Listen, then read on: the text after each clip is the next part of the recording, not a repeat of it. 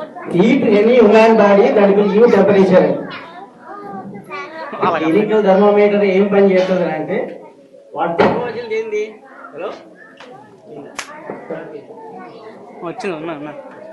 Hello చెప్పవలసింది ఏంటి ఏదో మానవ శరీర ఉష్ణోగ్రతను కొలిచేదని ఇంగ్లీష్లో చెప్పాలి. ఆ చెప్పడం ఇంగ్లీష్ నుండి అంటే తెలుగు నుండి ఇంగ్లీష్లో ట్రాన్స్లేట్ చేసుకుని ఏమైనా శరీరాన్ని వేడి చేస్తే అది ఇచ్చేది రాశాడు.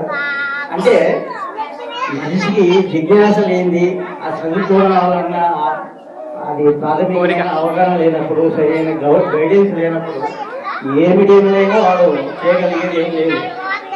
కాకపోతే ప్రధానంగా తల్లిదండ్రులకు ఎడ్యుకేషన్ లేని ఐడియా వల్ల ఎవరైతే ఇంగ్లీషు మీడియంలో పిల్లలను సహకరించలేరో గైడ్ చేయలేని పరిస్థితుల్లో ఉన్న పిల్లలకు మాత్రం ఎట్టి పరిస్థితుల్లో ఇంగ్లీష్ మీడియం ఉపయోగపడదు. దానివల్ల నష్టపోయే అవకాశం ఉంది. అలానే ఎక్స్ట్రాడినరీ స్టూడెంట్స్ ఏమంటే కింద మీద పడి పికప్ అవుతారు, కానీ ఆవరేజ్ మనిషిని మానసికంగా దెబ్బతీయడమే జరుగుతుంది. చిన్నపిల్లలు మానసికాన్ని వాళ్ళు ఒక లాంగ్వేజ్ చేసుకున్నానికి ఆవు అనేది మనకి ఈజీగా అర్థమవుతుంది.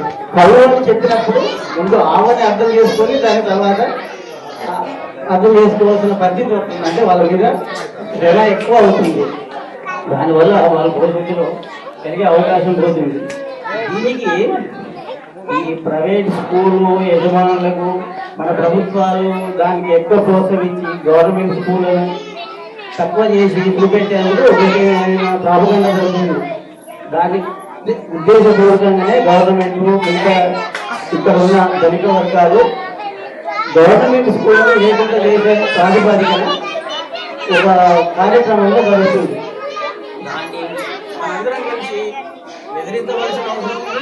మన పిల్లలకు భవిష్యత్తు గురించి మనకున్న అవకాశాలను ఎంతవరకు ఉంటే అంతవరకు ఉపయోగించుకోవాలి.